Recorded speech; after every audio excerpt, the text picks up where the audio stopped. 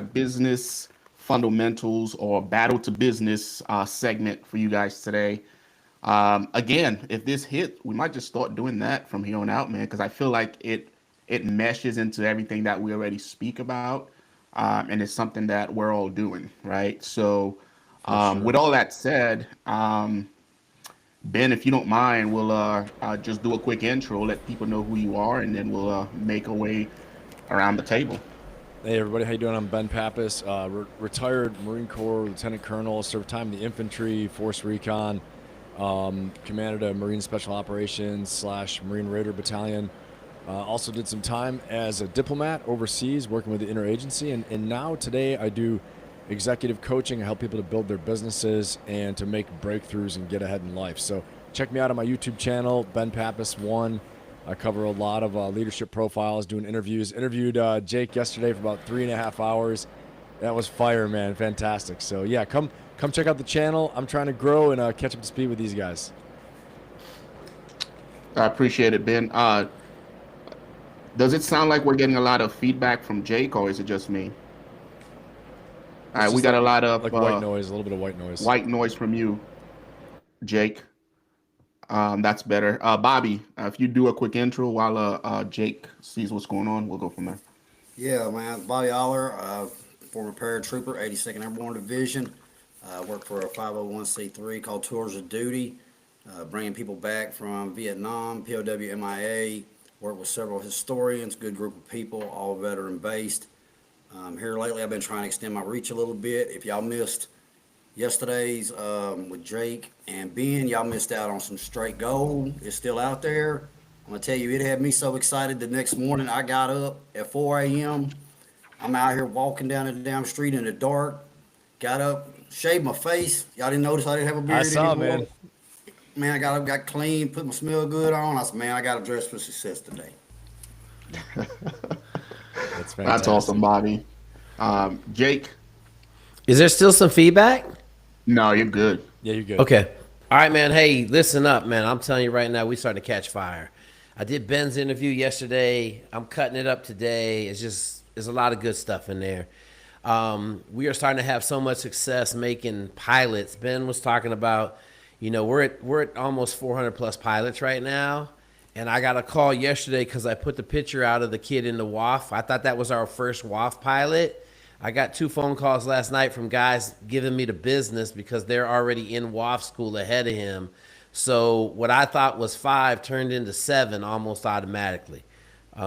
Things are great. Join us over on my Discord, Champions Club. Send me an email. We got so much learning guide. I had a genius make us learning guides for every aviation background, pipeline in the United States military. Phenomenal stuff, man. Just phenomenal. I appreciate the time we have here today.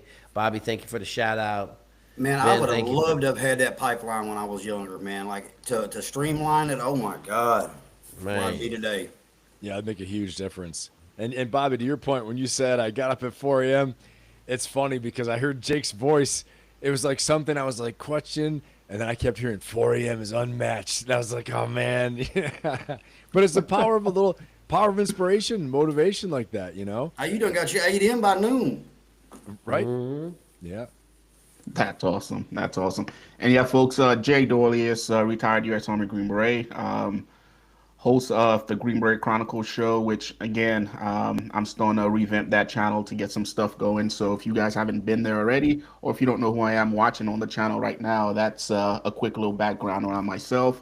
Stay tuned for the book. I got 3 more months on that sucker, then it'll be done. Let's And then we'll be go. launching that. And then we'll go from there. But with all that said, today we're going to do like a business heavy episode because I think one of the things that we do as vets is we sell ourselves short. Like we don't understand the value that we have within by going through everything that we went through in the military, all the discipline, all the grit, like literally from the time you enter in as a private and basic training. My younger sister, she's actually there right now, so that'll make 6 siblings that I've had serve in the military out of 8, right? So she's currently Wow. going through it right now, and just the transformation that takes place is that not even CEOs of Fortune 500 companies, go through some of the stuff that she's going to go through at the lowest level with basic training, right?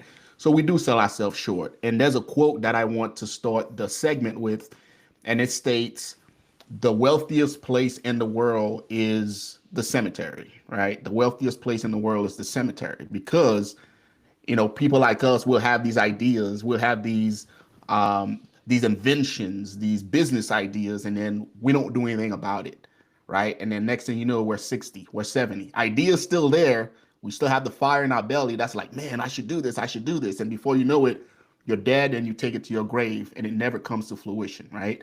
So again, the wealthiest place in the entire world is the cemetery. So with all that said, we'll start off with the first question on this business heavy episode.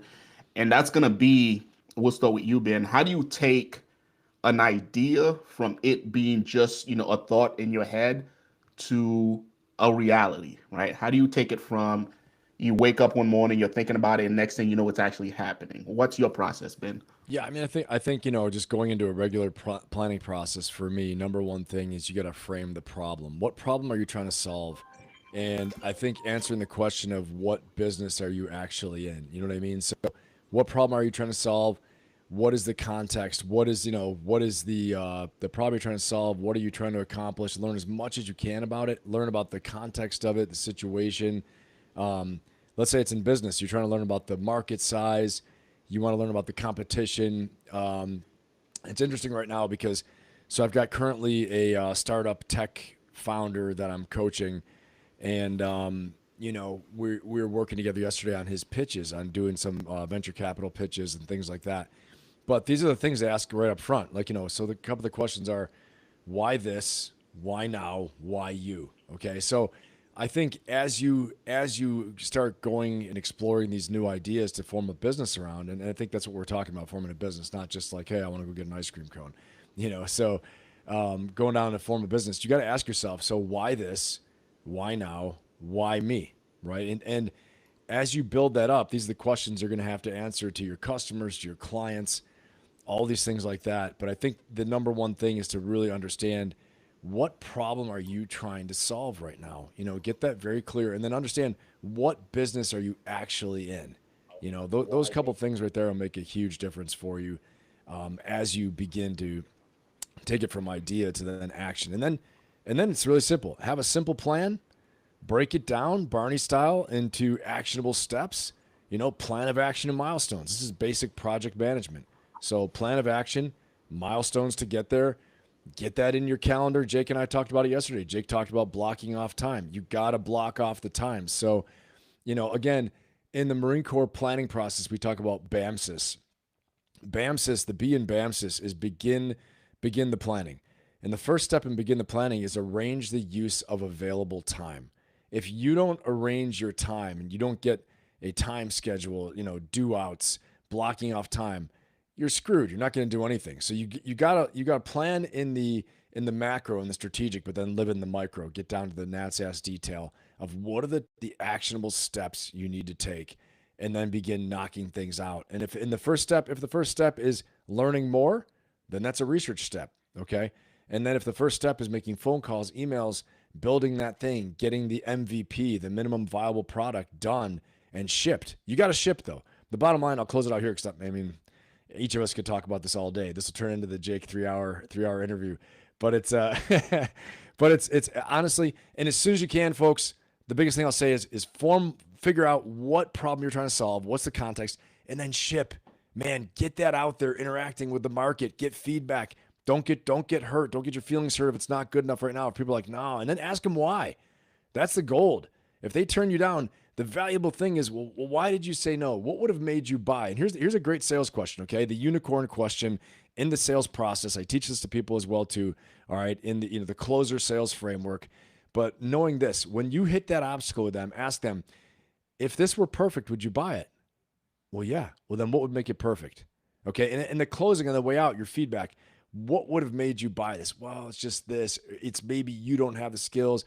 You didn't have a certain certification. Well, why is that important to you? All those things like that. But that's the way you really, really capture, you capture so much valuable gold on the way out. But you got to ship and you got to start. So that's my quickest answer I can give. Jake,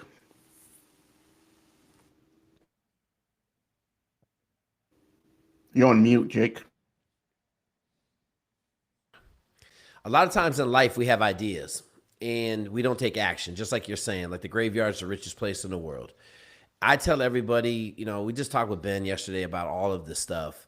You got to have a plan, and then you got to actually start the plan. So I'll give you an example. For 2 years, I was working on buying a business. Okay, I thought I was doing moderately okay. All right, but after 2 years, I said, man, I'm doing something wrong, clearly, right? Like 2 years, I know I'm trying to find an electrical company, a commercial electrical company. They're not often for sale, about 5 a year. So I said, man, screw it. I'm going to join this business buyers club. And if I look back on what I was doing for the previous 2 years, I had one real opportunity. I didn't understand how good an opportunity it was. It was crazy opportunity.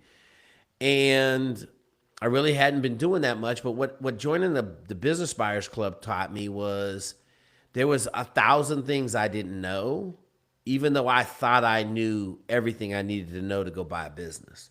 And so we talked about this yesterday. Like, you got to have mentorship, but you got to have a path, and the path has got to be the right path. You can't just say for 2 years, I'm going to go buy a business. So come up with a plan. Make sure it's a viable plan. Has the plan worked, right? Do you have some mentorship involved where some guys that have done what you're trying to do, okay, are guiding you in the process to where you want to go?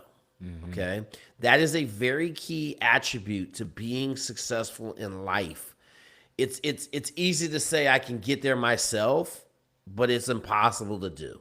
You can believe it all you want. You just ain't going to make it. So, I joined the Business Buyers Club. It was absolutely phenomenal. I have since looked at two massive commercial electrical companies that were phenomenal. They just didn't quite fit. And now I'm getting ready to dial it in again. I'm going to go live with my email broadcast. I'm focusing right here in San Antonio. There's probably 3 companies in San Antonio. But yeah, man, like, you got to take action. You got to have purpose every day. Every day now, I changed my walk schedule. So I changed my schedule around from walking like mid-morning to first thing after I get the kids off to school. Just have a successful schedule, and then you got to grind, man. Like, you know this, Jay. I respect you so much for being an E6 and going and buying a massive 32-unit apartment complex on faith, right? Like, you took action, but then you went to work every morning at 2 in the morning and worked on them until PT at 5, right? Like, you got 3 hours a day. Like, bro, that's what it looks like. That's what success looks like. It don't look like a lottery ticket.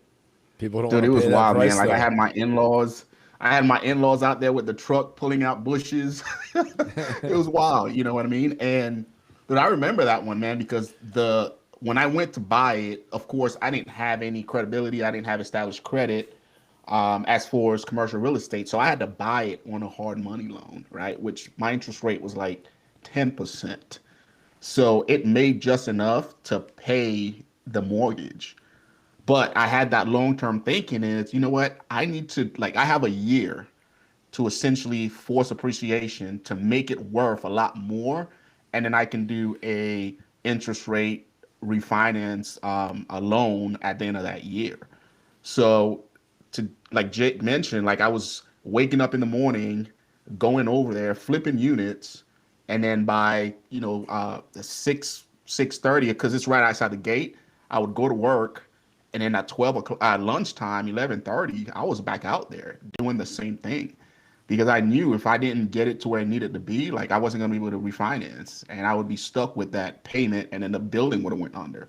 Right? But I knew, okay, if I buy this here, I can put in the work to get it to where it needs to be, and then I can refinance to the point now where it's, like, it's cash flowing like freaking 6 figures or 5 figures a month easily, because I was able to get it where it needed to be. So, Bobby, what do you have to add? Um, so I'm on the bottom of the spectrum here, and I want to explain why.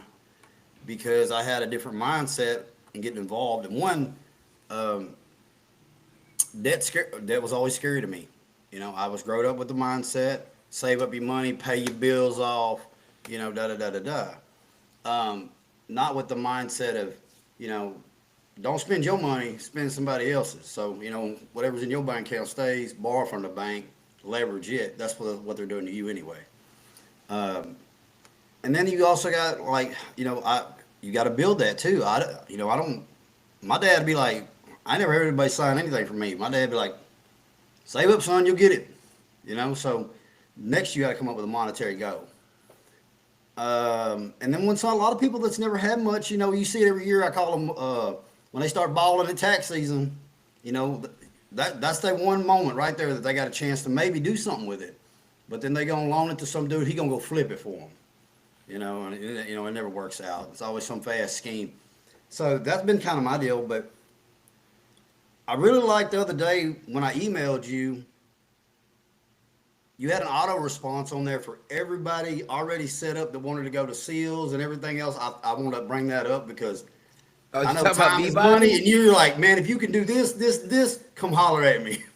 Then I'll talk to you. But before you get that goal, and hey, that weeds out a lot of folks. Um, quit wasting a man's time. And I was so upset. You can ask everybody that yesterday because I was trying to send you a an example of what I'd been working on, and I crashed the processor because I was trying to make it so elaborate instead of just sending it over because I was trying to impress instead of just doing the damn thing. Secondly, don't be the cheapest, and I learned this the hardest way. If you're providing a service, people believe when you're the cheapest, you're going to get the cheapest person is what you're going to get, and that's always going to be the complainer and they don't want to pay their bill. So you're going to be jumping through hoops to make this person happy, and you could throw an extra 1,000 on top of it, and you're going to attract that person that's like, I get what I pay for. You know what I mean? If that makes sense. Because I've seen people with car bills sometimes. I'm like, how do you feel good handing them that bill? And he's like, they get what they pay for. Me, I'm over here doing the same exact work, thinking, man, they can't pay that, dude. I'm gonna help them out. And I'm the loser every time. So, the value in yourself, and also being able to look at it, step back, and like, why am I not making any money? And I listened to these two guys the other day talk for a while, and just started clicking. And I was like, I got to get my ass up again. I got to start doing this, get the blood flowing in the morning. And before I come to them, I'm gonna exhaust what I know and can find with data before I'm gonna go ask them. And I don't want them to walk me through the steps, but they gonna listen and they probably gonna question, well, what do you know about this? And I'm like, well, I didn't think about that. I'll get back to you. So, and my last little piece is, we're probably going through some changes, and I know I'm first on the block. I got that new currency. You know what I'm saying? I got that $1,000 golden ticket they've been talking about. So, Oh I love it. man, yeah. So for me, how to take an idea from reality. So there's several different steps that I go through. The first one is my vision board, right? If you guys don't have a vision board, and you're watching this, you need to create one, right? So every idea that comes to mind, as far as business ideas, as far as what I'm trying to achieve, like it all goes, like the office that I'm in right now that I'm filming at, my vision board is like right in front of me. And my kids and my wife sometimes, like they often see me and I'm just talking to myself, right? And they'll ask me like, are you talking to yourself? I'm like, yes, I'm in a meeting with myself. Could you, you know what I mean? But ideas are constantly flowing through my head. And what I found is if I don't write them down, like I'll forget them, right? So I started writing them on my vision board. I started writing all of these ideas down, and every week, like I'll check them, right? And then every month I'll check them. And it's one of those things because at the end of the day, like if you do a lot of reading and you take in a lot of information and you're an entrepreneur, ideas are gonna flow in and out of your head. But what I found works for me is if an idea comes up, I'll write it down, right? And then a week will go by, 2 weeks will go by, a month will go by, and I'm like, if whenever I revisit that idea, like I still find myself like very excited and I have that fire burning in me, and it's like, ooh, this could become something. Then I go to phase two, which is, like I start doing market research because at the end of the day, like there's so many ideas. if you just jump at every single one, like you'll be creating just endless businesses and you won't have enough bandwidth to just commit to like one. So I write it down, I let a couple of weeks, a couple of months go by, and then I'll revisit it. And if I'm still excited about it and I still get motivated and I still want to, like, I'm fired up, then I'll move to phase two, which is like I'll start doing market research. And to Ben's point, I'll start seeing like what problem does this solve? Is there a market for it? Right? I'll go through all those steps. And if at the end of that process, and again, there's no specific timeline for that process, everybody's different. With AI, everything is 10x, right? As far as speed goes. So I can easily pull up, Gronk or Claude AI or ChatGPT and just tell it, hey, I'm looking at doing this, do the market research. Like I can tell it to give me all that stuff and it'll spit all that stuff out. And once all the market research is finalized and everything makes sense, then I just like I start crafting, I start executing, right? Because whatever I don't know, like I'll figure out along the way, right? But once I start, one of my principles is like once you start it, you got to finish it, right? So once I put that money towards it and start that LLC, like I'm rocking and rolling. Like I'm going through the entire process, right? And then once I'm there, it's just about hey, marketing, right? Building a team, and then again, just making it happen. But I can tell you right now, I didn't get to the point where I am now without working on myself, and I know it's something that we all can attest to. Like you got to work on yourself. At any given time, I want to say about 10 years ago, I stopped listening to music. As messed up as that sound, I know folks are gonna get upset, but I just stopped listening to music altogether, right? Especially like that stuff that would make you upset, whether it's rap or whatever, like that fires you up and makes you want to be so I stopped listening to music altogether. And now the only thing I listen to is audiobooks, right? Audible, or if I'm in the gym, like I'm listening to freaking motivational stuff because again, it gets my mind where it needs to be, and it just opens the possibilities up, right? When you read books about Elon Musk and all these different people that's that's done great things. George Washington, I just finished his book, and towards the end of his life, this dude died a miserable death, and you're like, oh, we know him now as this founding father, as this fucking bigger than life individual, but I'm like, he was just a dude. Ain't that wild? He was just a regular man that died just like we're gonna die one day. And he was able to achieve, essentially built the biggest business known to men, which is America, right? He was able to build that, create that, craft it, and he died just like you and I are gonna die one day. And it's like, man, if he can do that, like why can I do something great and that's gonna be remembered and that's gonna be a force to be reckoned with, right? So but if you don't read, you just stay in the same community that you're from and you don't get into the books and expand your mind, like you won't know what the possibilities are, right? So it wasn't until I started working on myself through books, through self-improvement, that I start having the confidence and the ideas started to flow in like, oh, you can do something great. You can do this, you can do that. Elon Musk has done it, and he came from a fucked up childhood. Like his dad was like banging his sister and shit. And it's like, you didn't deal with any of that. So You had to put it out there like technically, that, man. Hey, don't hate the technically you can man. do some Listen, stuff. listen, don't hate the man. He got a compound, and all 7 of his wives live in 8,000 square foot houses on his compound. I don't know about you, Oh, Jay, but I think he's doing something right. Just, Shit, I just go oh, number 8 if it's like that. Like we're gonna, I can oh, my hang out man's all living day the and watch my life. stories. But My man is living the life right now. I want to ask you guys something, so because this is a big deal, and people are like weirded out about it. They're like, "Man, you don't take the chances you used to take all the time." And I have noticed that about myself, but I have noticed it's so hard to bounce back these days. Like used to, man, if I could put together $10,000 in a week and a half, like it wasn't shit. Now, man, like if you're out there on the grind and you're trying to piece that together, like it's fucking nearly impossible. And I really wish they do something with the credit laws, man, because the way that system is designed, you got a 7 years there if you fuck up, okay? And they don't look at it as circumstantial. I made every payment I had, man, for 14 years.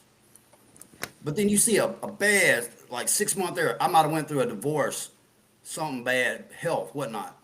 They don't take that into account. So, man, I'm punished for 7 years and stuck into a category that's going to actually punish me where I can't get back up. Like, I'm like, motherfucker, I can't already pay the goddamn $20. What makes you think I can pay 50?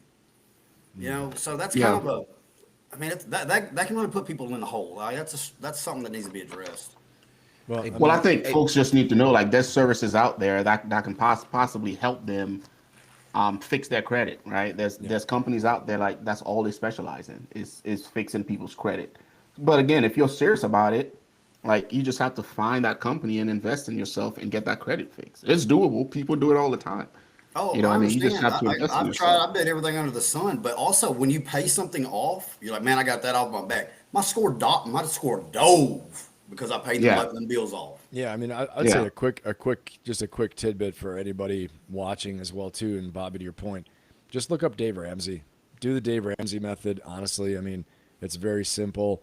You know, his big thing is, you know, get to your first $1,000 of savings, pay off the highest interest credit card debts you can. There's two different methods. There's the avalanche method and snowball method. The snowball method is, you know, we're going to pay off the lowest debt you owe first, and then build success momentum.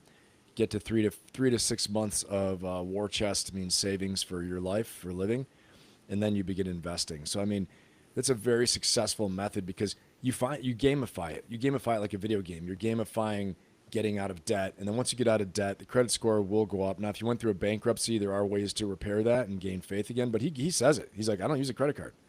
He's like, I don't have any credit cards. He's like, I have one as an emergency, but I don't ever use it. Actually, he doesn't have any. I think his wife, he said he has one. But they're like, well, how can you buy this? How can you do that? He's like, you don't think you can walk into a bank and show your financials and get a loan? You can. An installment loan or whatever you need for our business loan. You show the operating income as Jay did for his business, for his apartment building. Banks will loan business loans on the operating income. So you got to demonstrate no operating income. So you don't, I mean, so I think check out Dave Ramsey, everybody out there, though. It's a really quick, simple thing. You just I put me covered on in my game. I lives got a it bit pulled as up right well. now. What's that? You just put me on because I got it pulled up right now. That's what I'm looking at All right, today. awesome, man, awesome. I mean, he's gold, dude. He is gold for sure. Now there are different philosophies out there, but I think the simplest one is the best one, and his is very, very good. And he went through bankruptcy. He went bankrupt. Pretty inspiring story. Now he's a billionaire, almost worth like 800-900 million. So Absolutely.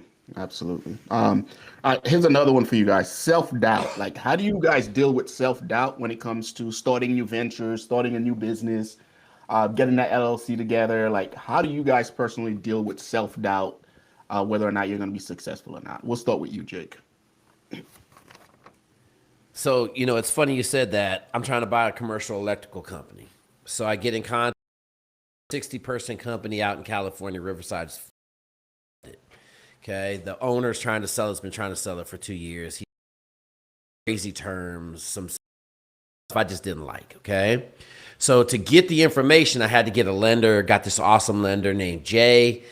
And first thing he says to me is, man, I just underwrote a commercial electrical business in Michigan. They were out of business in 2 months. I said, oh, okay. Self-doubt is like, oh yeah, these two. I said, how old were they? He was like, they were in their early 20s. I was like, I ain't in my early 20s. He said, what is your plan? I said, I'm going to give most of the important equity in the company. He said, that's the answer. Do. He said they went in and changed everything like month one. Everybody quit. Everybody quit at one time. Like 35 employees quit over the course of like 1 week. And I said, you can't do that with electrical engineers or electricians, right? Like they're all introverts. They, you know, they like not working with people, everything. And so it was interesting, right? Like I'm not that person. And for, you know, a couple of days, I was like, oh God, am I making the right decision? But then I was right back to, hey man, hey, put that gas pedal to the floor and don't come up off that gas pedal until we making, you know, 10 million a year and we laughing at everybody because we got $100 million company. So I think everybody deals with self-doubt. You know, a lot of it comes back from your successes in the past.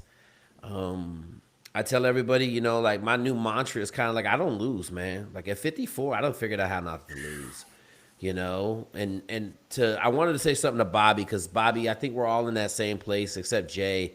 Jay's probably a little bit younger than we are. But I'm gonna tell you, I just had a massive amount of cash sitting in my bank account for the last 2 years. I put it all in the market like, I don't know, a month ago. And the market's down right now. And I'm over here punching myself in the face. But it is what it is. I lost probably 30% by just having it sit in the bank for 2 years. However, I need that money to buy a business. So you dealing with the same thing we all dealing with, Bobby, right? Like, man, I'm terrified of risk at this point, but I'm also know like I got 20 more years to make magic happen. One thing with that for all the listeners, I'm gonna tell you this. So I have a goal board like Jay does. It's in my mind. I can see it right now. It's always in front of me. My big argument right now is the B word, right? Do I want to be a billionaire? I can go do it. I can go do it, okay?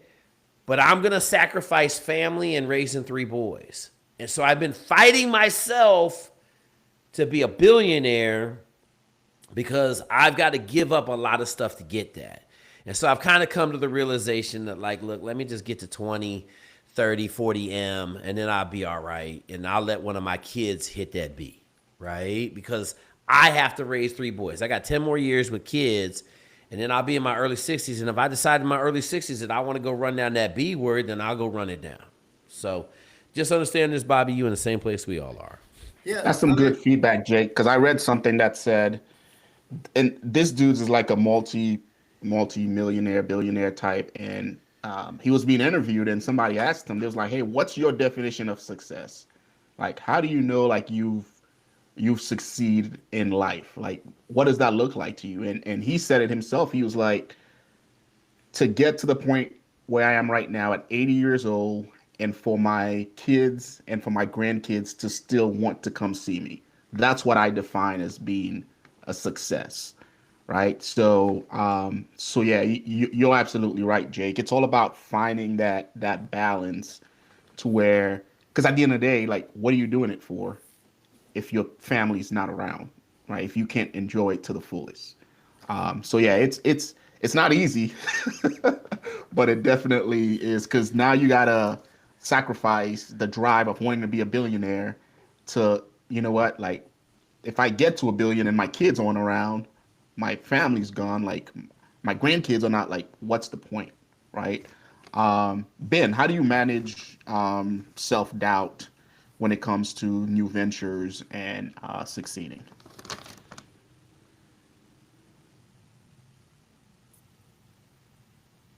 Mute. Got it. You're on mute, Ben. I think it comes down to doing the things. You do the things, and you'll have the power. It's as simple as that. It's confidence comes from doing hard things, learning and growing, and not beating yourself up in the process. Comes from gaining skills, gaining abilities.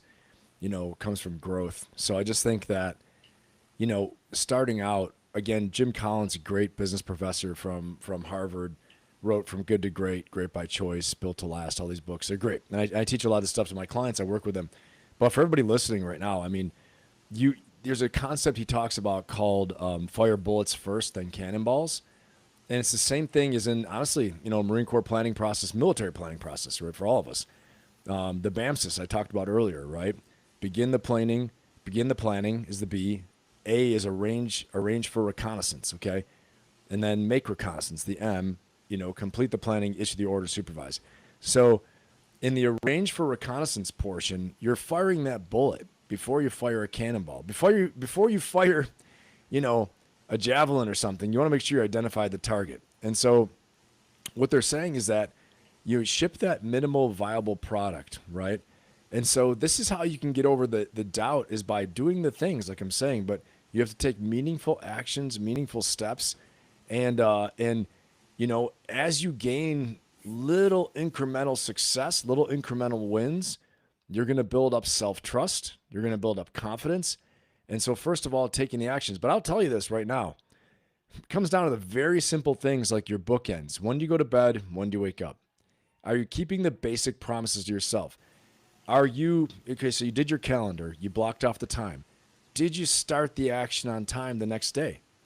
are you doing the things? You're going to have more confidence, more self-belief, which, Jay, to your point, when you said you have to work on yourself first before, you're going to have all this business success and all these things, then you're going to take the necessary actions.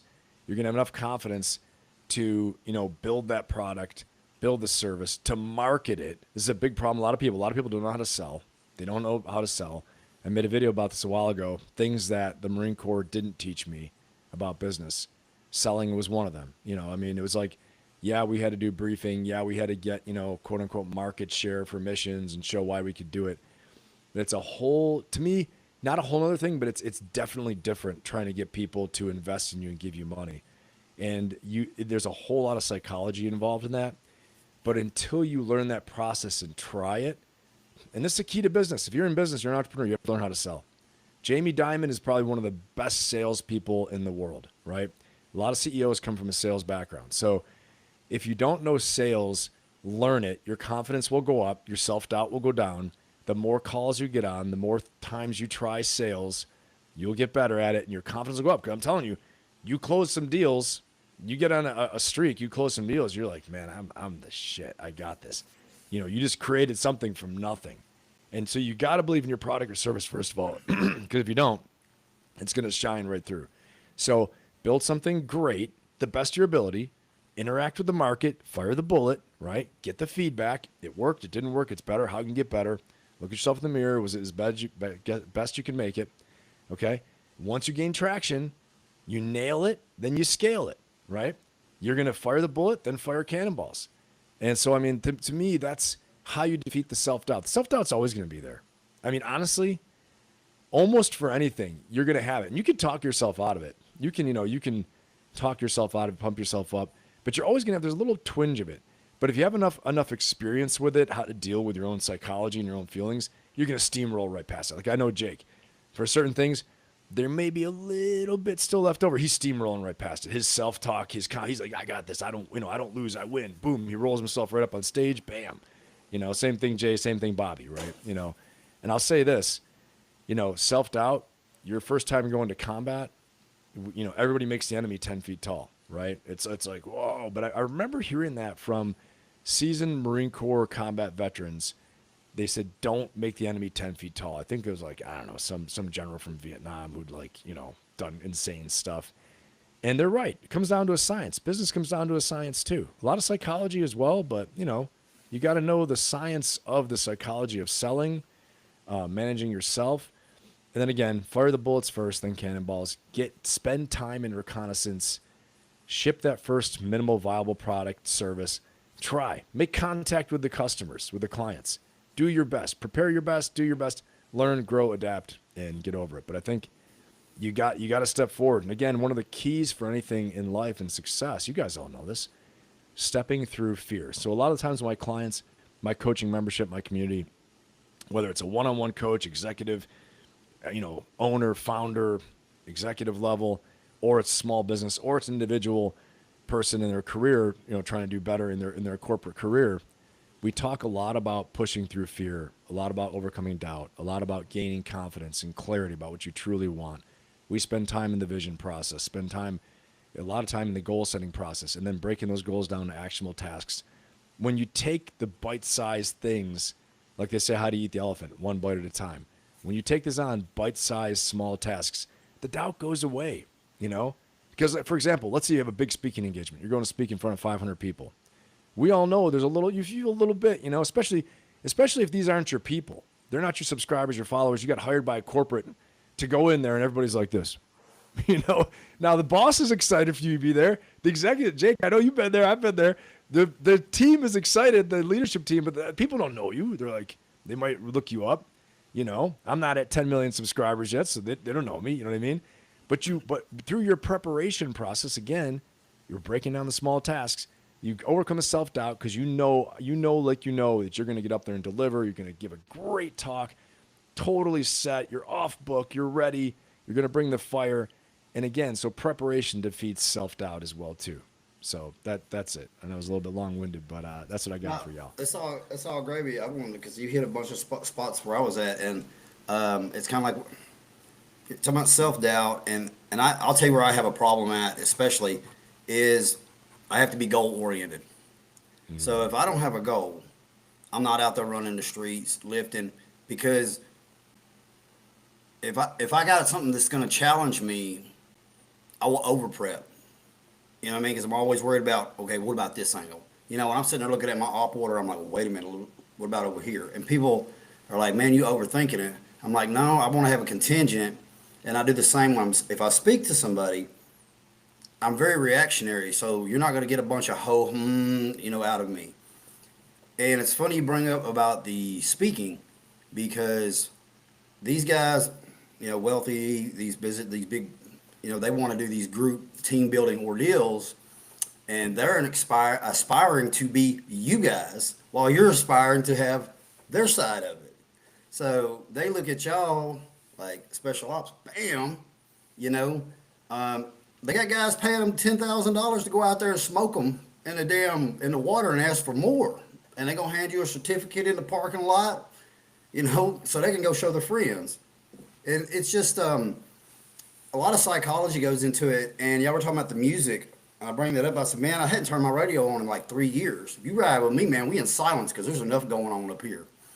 I'm thinking out everything under the sun. They say, Bobby, man, you're always plotting. They're like, and the last thing I'd like to bring up is that, like, especially with you guys, and I'm not even as fit as I used to be, but you will come across with the legacy and the appearance very intimidating to people sometimes, and I mean, I could just see Jake just steamrolling the shit out of somebody because they ain't finna talk over him, they ain't finna outsmart him, they ain't finna whoop him, like, so it becomes intimidating a lot of times for people. They don't want to approach you, don't want to talk to you, and when you do, you're like, man, what makes me so scary? Because I'm not walking around smiling all day.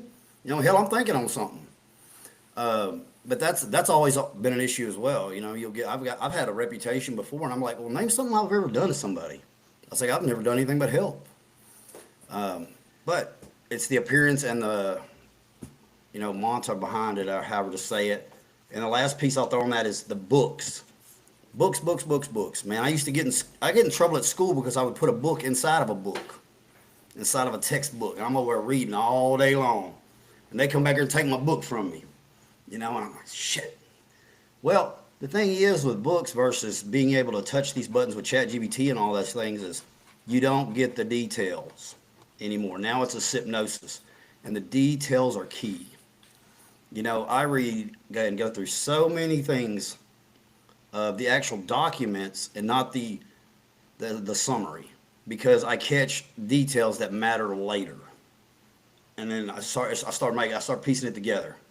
And that's why I'm really good with research, especially with historical and Vietnam. And I'm fixing to bust open something. You guys are going to see a book come out here in a few months that's just it's gonna cause a lot of controversy in the world with a lot of people we see on shows. But I won't say nothing that I can't prove. And it needs to be told correctly. So, it's just all in the details, guys. And like I said, I don't come to these guys half cocked. Like, I have worked myself to death before I ask for any advice. Yeah. Hey, Bobby, let me show you something, okay? This is my corporate conversation side, all right?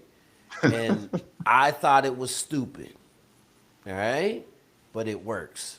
So if you're talking to somebody, just turn your body sideways so you decrease your surface area, and it lets them, you're not facing them, right? Like, I lean forward into people, right? I'm terrifying. There's more striking power that way, facing them. Yes. So, it's from the hips, baby. It's from the hips. Hey, Bobby, you turn your body like this, decrease your surface area. I was shocked when I saw physical reactions in corporate America. When I turned sideways, I could see people's bodies relax. Just a little tip. Now, I'm going to tell you right now, even with me, that shit only work about 5% of the time. So I tried. That's why I don't work in corporate. But I will tell you something too. Like, I had Ryan Sparks on 2 weeks ago on my show and interviewed him. He's, he went in like 2 weeks after 9/11 in Afghanistan, Force Recon, Marine Infantry, all the stuff. He's Silver Star, 2 Bronze Stars, 2 Purple Hearts. commander. He was enlisted all the way through commander, so Mustang officer, then killing corporate America. J.P. Morgan partner, worked directly for Jamie Dimon, CEO, CFO, CIO. He's made gazillions of dollars. And, startups, all those things. He's been at Wells Fargo, you name it. You know what I mean? The big Fortune 100 type guy. And the one thing he said, I've been to a lot of leadership training, a lot of leadership academies. He said the basic school in the Marine Corps was the best leadership academy I've ever been to. Now, I will say that carries on for like the staff NCO academies, for the NCO academies, for what the military does with its leaders. Because again, in a chaotic environment, and this is a plug for, all military guys, like in the spirit of what your theme is, Jay, not to doubt yourselves, but the chaotic environment of combat in the military, how fast it moves, we can't have just top-down, total centralized control. It has to be decentralized execution where, the leaders are, the whole organization's chock full of leaders getting things done, within their lane. But if you don't train that, you're not going to be successful. So all military people out there, or you're thinking about going to the military, just know that you are going to learn a lot about leadership and seek it out. Seek out this training. It's good stuff. I mean, to get that plug from him 2 weeks ago, and he's been with the best of the best in business world and the military. And he said that is the best leadership academy I've ever been to. They teach you how to make a decision, all the things, the BAMSIS I talked about, all that stuff like that. But so everybody here on this show too, I mean, probably even more than we even give ourselves credit for as well. We've been through the, top leadership training in the world, so there it is. Jay, can I Yeah, ask? Go ahead.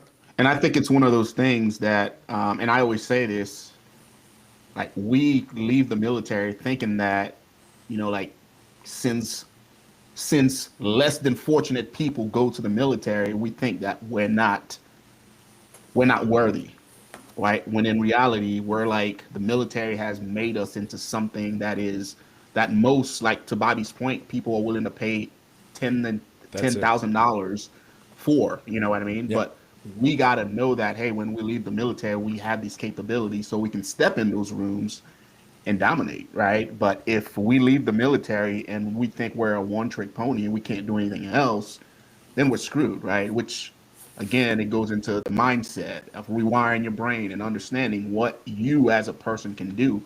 And then you can just go do it, right? And when it comes to the self-doubt aspect of it, like I'm sure any of us right now could get in a stack and clear a room, as opposed to civilians can't do that, right? Business people can't do that. But it comes from repetition. It comes from doing the thing over and over again, right? And becoming confident in that task. It's no different than business. It's no different than real estate. When I first started, of course I had doubts, right? I was like, what if I fail? I don't know what I'm doing, right? But the more I did it, the more I got those reps in, the more comfortable I became, right? This coffee company, I didn't know how to do fucking coffee. I didn't know anything about it. So I went through and I learned and then I overcame, and it all came from the basic foundation that I had in the military, which showed me that, hey, you can do anything. As long as you have grit, as long as you don't have no quit in you, you can figure things out. So it's like, man, I figured out the military, 20 plus years in it. Like, what is starting a coffee company? Nobody's shooting at me. IEDs aren't going off. I don't have leaders yelling at me. Like, why can't I do this again? Oh, because I'm in my mind. I was like, no, man, if I can figure that out, which was, some of the hardest thing I've ever done, then I can figure this out in the comfort of my office. You know what I mean? I can pick up the phone and make some phone calls and talk to somebody on the phone and be nice and compliment them and get to point B. Like I can figure that. That's the easy part, right? As opposed to most business guys out there, Ben could probably speak to this a little bit more wisely. Like, business is their battlefield, right? But we've already been to actual battle. You know what I mean? So when we look at, the business world, we're like, oh man, yeah, I can do this. I don't have to worry about losing limbs and losing buddies. And it's like, tell me what I need to do, right? And you go and you execute. And How many guys have? Go ahead. Ben. No, I will say one thing real quick.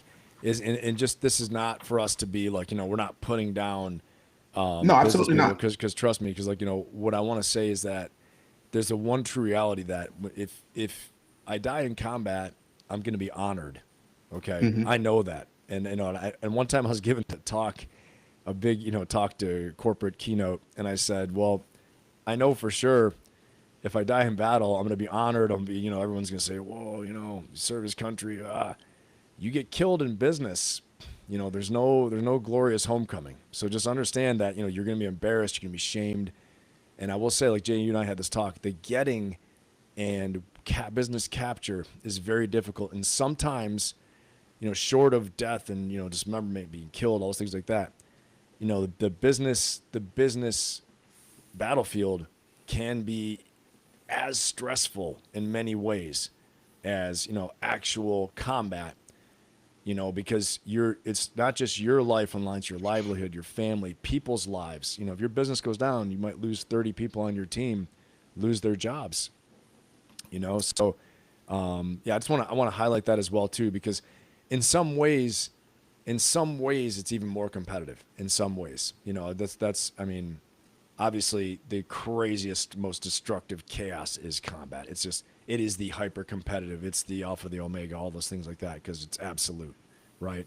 But short of that, make no mistake, everybody, that's not what we're saying. Like, oh, this is easy. It's for real, and you got to really come correct. And as Jay's speaking, Jay is an exceptional individual, right? So let's just get that clear. So when he's saying that, understand he's going to do what Jay said. He's getting up at 2 a.m. He's getting after it. So nothing will stop him, right? But you got to check yourself and say, am I up to what Jay's standard is, right? Or what Jake's is, the 4 a.m. Or Bobby's, MMA fighter, Dude, I fall warrior, all asleep these with a things. computer in my face every single night. I wake up every day with my face down in the laptop, almost. And I just want to bring this up because I didn't know Jay or anybody else, and man, he just kept giving me opportunities. I noticed, and he was trying to get me to speak better and whatnot. And I was like, man, and I'm overthinking it. And he's like, dude, I went back and watched my first stuff, and I'm like, I got to take this shit down. Like, I sound terrible because we're very critiqued. I want to bring up the self-doubt thing. Everybody's talking about combat, and it's like, yeah, we're fine with that now because we're good at kinetic operations. We've already been through it, so we're expert level there. But and I don't care what anybody ever says. There has been a moment as a leader where you had a moment of scare or doubt, but you don't want to show that on your face and turn back and look because they all feeding off you. And I've had that moment before, and it was the longest night of my whole life. But I knew in that moment, if I showed that, these guys are looking for me to be strong. I'm the guy that they look up to at that moment. If I show that fear, then that's going to disseminate to them as well. But like I said, Jay has done several things to bring me on, and I feel like I've gotten better with my speech, things of that sort, and more confident with it. I don't worry so much about what everybody thinks anymore. I could give it a damn less. I do like engaging with everybody. That's one of my favorite things to do is engage with people in the comments, whatnot. But he just kept telling me, he's like, man, just keep doing it, man. Just keep doing it, and I appreciate the hell out of that for that. Oh, absolutely. We have one super chat we'll hit before we punch out of here. This one is from Wild Man. I think this is And I see Saddam Hussein up in that motherfucker, but I know we hung him. I swear to you. All right, the super chat is I think it's more of a statement, kind of funny in a way. Soft taking theater forces, multiplying knowledge and applying it to financial world. Instead, I went to Sharky's every weekend. Right, if you're around the Bragg area, Sharky's is a strip club that is pretty infamous. Burn it, dog! It's gone.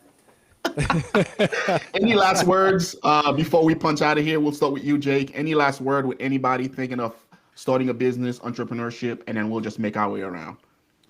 I want everybody to understand that if you're the first in your family to go do something, it's going to be really hard.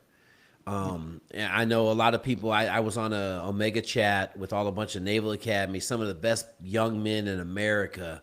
And we're talking about investing money in the stock market. And I was talking about buying businesses, right? And my 10-year-old said he's going to get a job and make a lot of money. I said, no, we're going to buy a business and you're going to make all the money.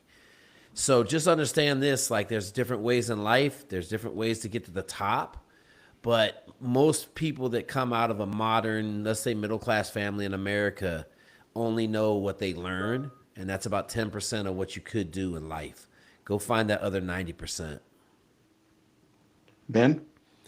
Hey everybody, hit me up if you want to get ahead with your leadership, growing your business, the tools, tactics, strategies, all the things like that to make a breakthrough in all these things. Hit me up. I do a no fee one-on-one personal coaching session.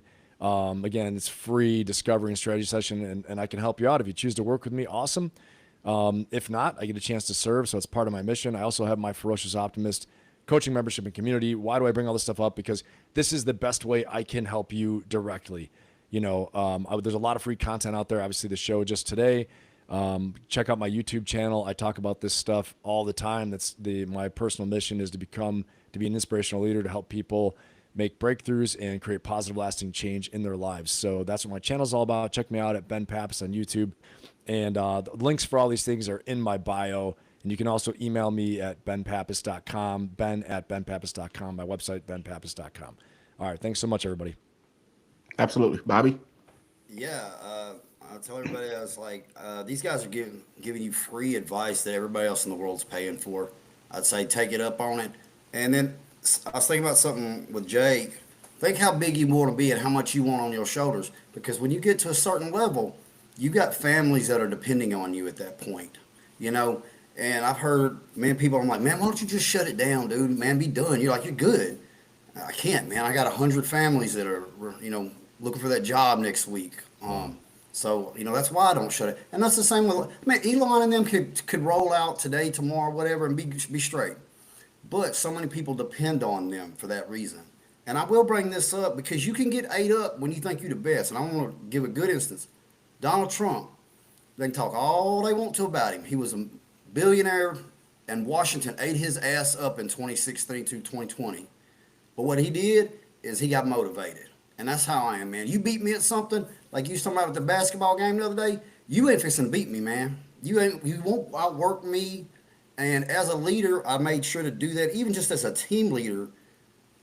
Nobody underneath me, I wanted them to beat me, but I damn sure was going to make them work because they didn't see me at that evening running another 5 miles, and then I got that stone face the moment they leave. I'll take me to the hospital, y'all. Somebody take me. You know what I mean? But they ain't gonna see it. That reminds me of Charlie Murphy playing Prince in basketball.